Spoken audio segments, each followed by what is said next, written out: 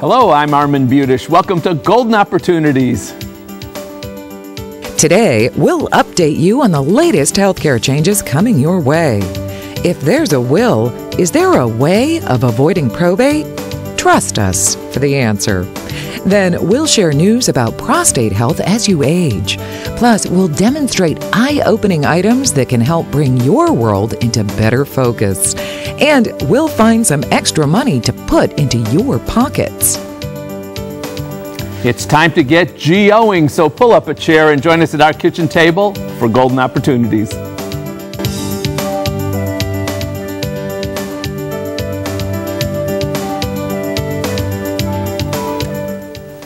Over the past several months, many have taken great care in trying to educate us about the Affordable Care Act, also known as Obamacare. But what if you have Medicare? Should you care about Obamacare? Well, we care enough to tell you the truth, with help from Greg Young, Director of Strategic Policy and Initiatives at Medical Mutual of Ohio. Thanks for joining us today, Thank you Greg. for having me. I appreciate it. Right now, 2 enrollment periods going on at the same time. Tell us about that. That's right. 2 very important periods happening right now. We have the marketplace for those who are under the age of 65, the federal marketplace in Ohio, and that's the place where those who don't have any insurance are able to go through their open enrollment. And, you know, that's October 1st to March 31st. Then for Medicare, we have that second period, which is October 15th to December 7th, and that's for the people who are 65 and older. All right, so 2 different enrollment periods. Do we need to worry about both of them? No, we don't. If someone's 65 or older, what they need to understand is they do not need to participate in that exchange, and that's very important. That's the Obamacare. That's the Obamacare, correct. Okay. They just need to worry about, you know, their typical Medicare enrollment. And when we talk about Medicare enrollment, what should we be thinking about there? Well, you know, with the Medicare enrollment, what we're seeing is pretty much what we've seen in the past. It's the same dates. The dates don't change. October 15th, December 7th. And that's if they want to make a change, you know, they can take a look at it, evaluate it, make the change at that point. If they don't do anything, they're still going to have their coverage. So Medicare has an open enrollment period also. Yes. And if we're enrolling, if we want to make a change, we're already in Medicare, but we want to make a change, are there certain dates we can do that? Pretty much with the Medicare, with those dates, you're fixed. Unless you're, you know, it's a new person coming in who just hit 65, then they're not locked into that. Now, what's the open enrollment for somebody who's just turning 65? If someone's just turning 65, let's say just a birthday June 7th, they have the 3 months prior to June, they have the month of June, the 3 months after June, so it's a prolonged open enrollment, 7-month period. But that's only for people who are signing up for the first time? Right. Okay. And this is all very confusing. Do you think that we're going to see a lot of con artists and scams and things people should be wary of? That's certainly something the administration has been concerned about, the Obama administration. They've warned people, you know, there's going to be a lot of people going door to door for valid reasons. But so the message has certainly been, if you're on Medicare, you do not need to be on the exchange. You know, you do not need to sign up for anything for Obamacare or the Affordable Care Act. You mentioned that there's going to be good information and not so good information out there. Where do we go for the good information? Is there a website? Is there a phone number? Sure. There's Medicare.gov, and it's actually a very helpful website. I was just looking at it today, and you know, let's say someone's got a birthday that falls in December, and so they may be confused about how are they enrolled January 1st. Well, it addresses all those scenarios, so it's a very helpful website. All right, and the phone number is 1-800-633-4227, 800-633-4227, and that's for the Medicare website and the Medicare department. Excellent. Great. Thank you very much. Thank you. Always My good pleasure. information. Appreciate your being here. Do you have Medicare? Then now's the time to take a careful look at your plan and decide if you want to make changes. My thanks to Greg Young for taking such care in sharing this important information today. Learn more about Medical Mutual of Ohio by visiting their website, www.medmutual.com. Next, once you've passed, can you bypass probate? But first, way back in 1830, English inventor Edwin Budding literally came up with a grassroots idea to groom one's garden. Can you name this turf trimming tool? We'll cut to the chase and give you the answer in a moment. They haven't been inducted to a Hall of Fame. They don't get stopped for autographs or photos. They don't have entourages or shoe deals. But they still deserve our applause and admiration because they are fighters, believers, heroes. We are the Metro Health System. We are the proud sponsor of the comeback. Let's cut to the chase.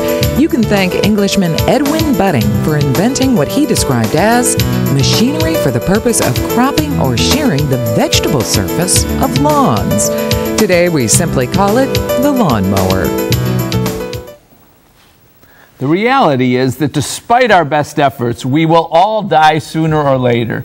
But here's another cold fact. Many of us leave our loved ones a pile of problems when we pass. So here's the question. Do you have the willpower to establish a family-friendly estate? Jim Lineweaver's here to help. Jim's a certified financial planner with the Lineweaver Financial Group. Thanks for joining us, Jim. My pleasure. So, Jim, is a will enough to cover all the issues we need to worry about for planning for death? Unfortunately, it's not. But what happens is it can be a vital part as a piece of it, but you need some other things that we'll talk about to wrap around that. But the will is basically going to allow you to be kind of like a catch-all. If something doesn't go by contract or by beneficiary designation, then the will is there to catch it. You can appoint an executor of the will, and you can make sure anything that's left to that will go to the rightful owners or your kids or whoever you want it to go to. So you should have a will. You should. But you don't want to use it because it goes through probate. Correct. All right, so then there are ways to avoid. Well, let's first talk.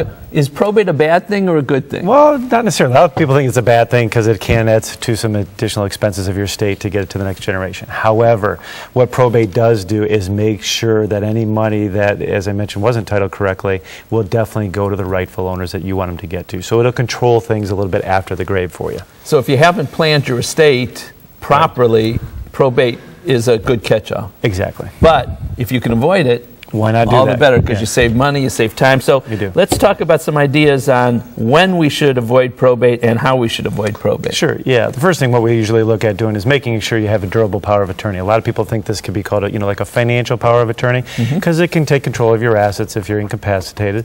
And what it'll do is it'll allow them maybe to be managed and things along that nature, pay your bills so you don't run into problems with the creditors or anything. Because if you don't have that, what the probate court's going to do is they're going to assign a guardian to make sure that's done for you on your behalf, and really rather have a loved one do that and avoid all those additional expenses if you can. So when we talk about probate, normally we're talking about when people die, but you can have probate over a guardianship during life if you don't have the power of attorney. And they'll have to appoint you somebody because those things are going to have to be taken care of. All right. A trust. Let's talk about trust. Is that a good thing to do? Does that avoid probate? It does, and that can take it one step further, because if you really have wishes that may be of when you may want kids or somebody to exactly receive money or how you want them to receive it, you can't do that in a will, but you can do it in a trust. Like, for example, with my kids, and we'll see if they're paying attention to the TV show today or not, but in any event, what happens is everything for their health, welfare, maintenance support will be totally paid for if something happens to my wife and I. But they're not getting any distribution of the trust till age 35. Next one at 40, last one at 45, thinking, go out there, get educated, get a job, get your shins kicked in a little bit, find out what it's like to work out there. And so you can only control and do some things like that from a trust. So when you hold things back for a period of time, you need a trust to do that. Yeah, and it also helps avoid probate as well. All right. Other ways to avoid probate, anything besides a trust? Yeah, on your checking account, brokerage accounts, anything like that, make sure you set it up as payable on death or transfer on death, and you can do that to your primary real estate now as well. And also on your life insurance and annuities, make sure you have beneficiary designations for not only primary, the first person that would fall in line, but also contingent, so that it can all avoid probate. So there's a lot of ways to avoid probate. There really is. All right, so if people want more information, since we've obviously run through this very quickly, we've talked about probate in life, probate at death, Anywhere people can go for more information? Yeah, we're actually, because this is a complicated issue, what happens is we're going to cover this and more at a free education program that we're going to have at our Valley View office, and that's going to be on November 12th.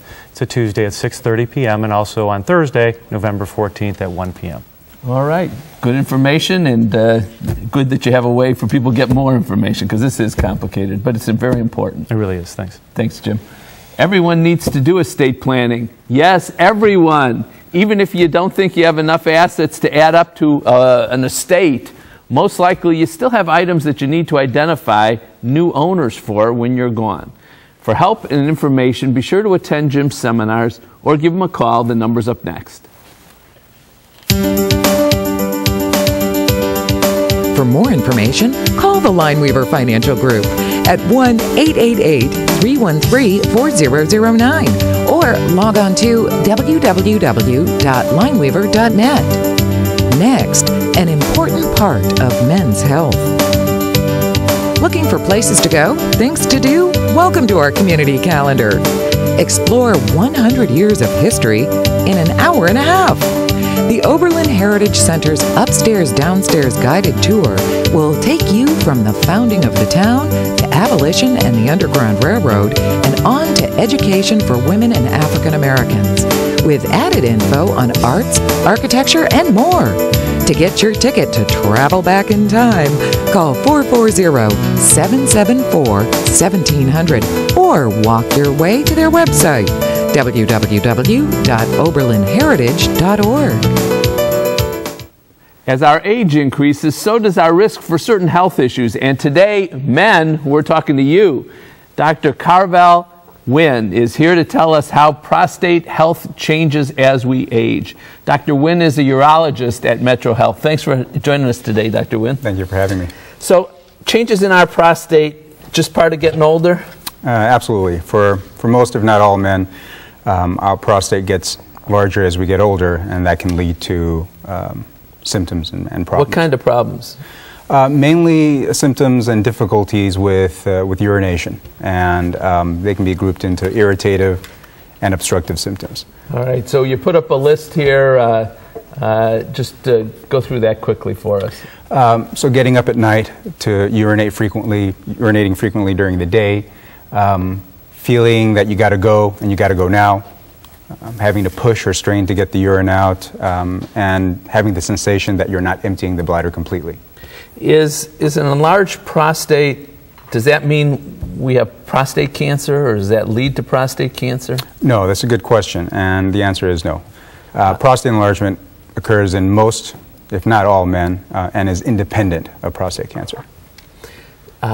Is there a test or screen for prostate cancer? Because obviously we want to catch it. If we have it, we want to catch it early. Correct. I assume. Correct. So most prostate cancer is silent. It doesn't produce any symptoms. So screening can be very beneficial for men, especially ages between 55 and 69, for detecting prostate cancer. What do we do? What's involved in the screening? The screening involves a blood test, checking a blood test called PSA, okay, as well as a digital rectal examination to feel the prostate to test for any lumps or bumps that could be indicative of a tumor. No alternative to the, I guess it's formally called a digital rectal exam. We still have to have that. Correct, correct. There's we don't have a good alternative for it yet. All right, so we go through this. If if the doctor finds something, you mentioned a lump or something, then what? At that point, we would perform a prostate biopsy, where we would basically take tissue samples from the prostate and look at it for cancer. And if there were cancer, then we would discuss treatment options at that point. And what kind of options do we have at this point? There are a number of options, actually. One is just to basically watch, what we call active surveillance. A lot of prostate cancer that we diagnose tends to be slow growing, and so many men will just die with their disease instead of it. Die of something else. Correct. If we were to treat the prostate cancer, there are many treatment options as well, including surgery, where we remove it, radiation, where we use radioactive energy to kill the cancer, as well as cryosurgery, where we use freezing technology to freeze the cancer. How effective are these treatments? They're very effective. and the 5-year survival rate for the majority of men who are diagnosed with prostate cancer exceeds 95%. Wow. So it's very treatable. And again, find it and treat it as early as possible. I assume that if you wait, you're enhancing your risk of not being successful. There is the potential for that, correct. Great. Well, good information. Thank you, Doctor. You're Appreciate welcome. it. Yes, the risk of prostate problems increases with age, but the real risks are not seeking treatment and not getting a screening. Help is available. To learn more, use the information that's coming up next. Find out more by calling Metro Health at 216-778-7800 or visit www.metrohealth.org. Want more Metro Health medical information? Be sure to tune in to WTAM 1100 Radio each Saturday morning at 7 for Metro Health and You, hosted by Dr. Christine Alexander. Next, high concept products for low vision issues. It's time to get up and go, an exercise minute on golden opportunities. Hello everybody, I'm Mike Carbon from Breakout Fitness, and today we're going to show you how to work the chest, the shoulders, and even the back muscles by doing a backstroke. We're also going to try to incorporate our core a little bit by utilizing our exercise ball. You at home, if you don't have one or don't feel comfortable on one, go ahead and feel free to do this exercise on the ground. You ready, Sean? We're ready. All right, let's start. We're going to start with seated on the ball with the dumbbells in the hand. We're simply going to walk out a little bit, let the ball roll up your backside till it's about shoulder blade height. From here, we're going to go ahead and make a nice little bridge. We want the dumbbell butts touching above the chest, palms facing away from you. Now what we're going to do is lift one above the head and one down to the knee, bring them back and switch. Now this is going to be 1 repetition. We're looking for 15 to 20 repetitions here and at least 2 to 3 sets. Remember, make sure you use slow and controlled movements, no fast jerking motions, all right? Also remember to breathe. How you doing? I'm not doing any fast motion. Good job. Well, it looks like you're a good swimmer, huh? All right, everybody, 12 to 15. And now it's your turn to get up and go. For your copy of the exercise booklet, please send $1 for postage to Golden Opportunities, 23240 Chagrin Boulevard, Suite 450, Beechwood, Ohio, 44122. Need help, extra help with your vision? Well, now you can put down your old-fashioned magnifying glass and pick up a brand new Vision Aid. Debbie Kogler's here from Magnifiers and More, and she's here to show us how low vision products have gone high-tech.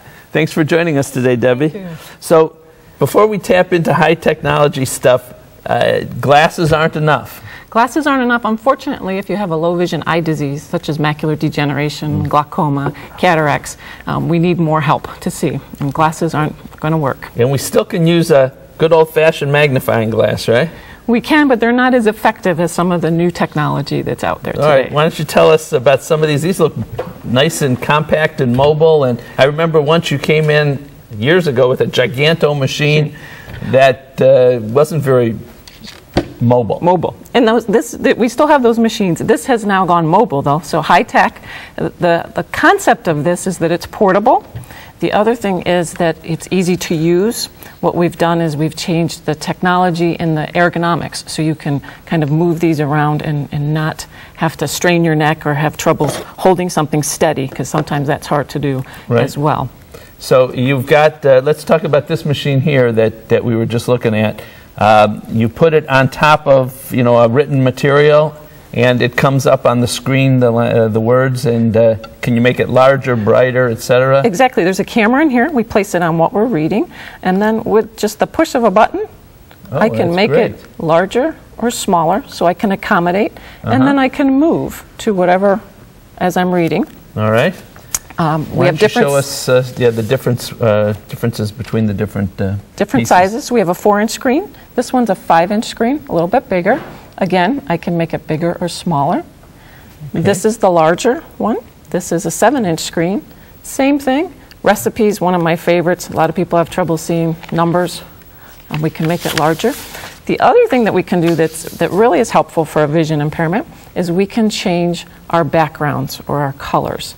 And sometimes that makes it much easier for somebody to see with different colors. Ah, very good. So Are these easy to use? I mean, you know, we've got it all set up here. You just put it on top, you press a button. A lot of our viewers are not real tech savvy, including me. Are these easy? These are simple. What you can see on here is there's just real simple icons, so that there's a plus and a minus to make it bigger or smaller, and the little button on the other side changes the contrast. They're chargeable, so we just charge them with a charger and adapter, and that's you hook them up to an outlet? Outlet, and off to go. You don't have to program a VCR for this. And where are these sorts of things available? We have these available at Magnifiers and More. People can come in and try them. There's different sizes, so again, we'd want to find out which one is more comfortable that they use them. I like to call these the iPads, EYE pads for seniors. It looks like those portable devices that everybody's using today. And one more thing, you know, these are all flat surfaces that you're putting these on, but for example, you have something that's not flat, a prescription drug thing. How would you use it with that? And so this is interesting. I'm going to change the background here, and we can just set this on our prescription bottle, and I can turn and rotate this. Got it. So that we can see our medication. Makes well, it this is all very helpful, and we're going to give people a place that they can call and get more. Wonderful. Thank you very much for coming. Seeing is believing, and you can see these video magnifiers are picture perfect for reading the written word and focusing on photographs and anything else you want to see. To learn more, use the information that's coming up next. My thanks to Debbie Kogler for magnifying the benefits of better vision. More by calling Magnifiers and More at 440-946-3363 or click to www.magnifiersandmore.net. Next, finding lost life insurance and more. The newest masterpiece at the Cleveland Museum of Art is the Cleveland Museum of Art, with a soaring light-infused atrium, completely redesigned galleries for every work of art, and the culinary splendor of provenance. These are just part of your magnificent new Cleveland Museum of Art. Come see Cleveland's masterpiece. Come see amazing. Did you miss a phone number or a website? Here's your second chance, because we're going to list all that information again. Then we'll be back to tell you how to find missing money.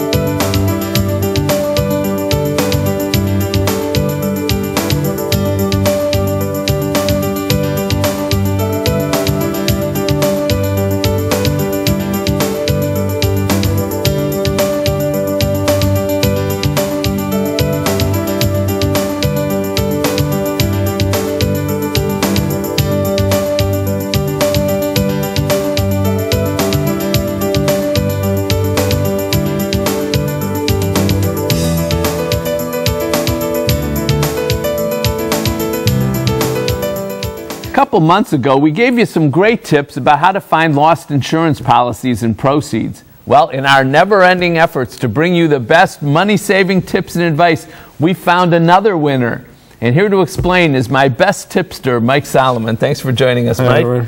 Let's quickly review first the tips you gave before about finding lost life insurance. Well, you know, after someone dies, you should go through the check register, their mails, look for any billing statements that might come from an insurance company. So if there's existing insurance, that'll tell you one way. The other way is to go to a website. It's on the screen. It's www.mib.com/lost life insurance, and you go on that site, and it may be able to tell you if there's any life insurance that you're receiving a benefit or some family member. Okay, now the new hot tip of the day. Well, the new hot tip of the day. The problem with this approach, the first approach, is that several years after someone passes away, going through check registers is not probably practical. So, and the other thing is the life insurance company may have already turned the money over to the state if no one's claimed it. So there's another website that you should go to. It's www.missingmoney.com, and you go on that website. It covers 38 states, including Ohio, will tell you all about any insurance benefits that are a benefit to you or a family member.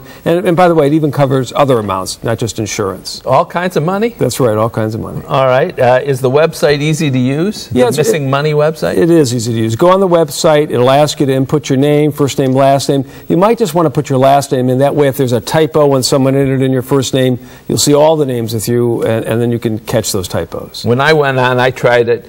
There was a lot of typos in Armin. So, is the website the same as the Ohio Unclaimed Funds website? No, it's not the same, but they're connected. First of all, you go on this website, and it'll give you a bunch of information. It'll also give you the opportunity to click on the Ohio Unclaimed Funds website. Do that also, because sometimes there's a difference. They just don't always have the same information, so you may find something on one that you didn't find on the other. So go to the Missing Money website, check that out, and then and then click through that to the Ohio website. Correct, right. All right. What if you find that there's money there listed for you that's owed to you? Well, then there's also on that website, you'll see a place to click, and you'll get a form. Fill out the form and send it in and get your money. Any charge? No, this is great. This is a free website. You go on. It's very easy to use. Now, there are other websites out there that may be scams, so be very careful. Go to this site. This is free. It's legitimate. Some scam sites out there, or even some legitimate ones, but they charge you a lot of money. And yeah, so there are legitimate sites, but they might charge you, what, like 15, 20% or right. something? That's right. So this is a free site, and it's a good site, so you should try this first. Great. Thanks for the good information, Mike.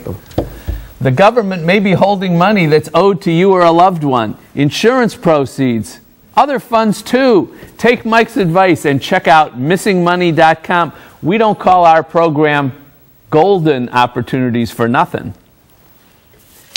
Call Budish, Solomon, Steiner, and Peck at 1-888-236-5173 for more information or to schedule a speaker for your organization.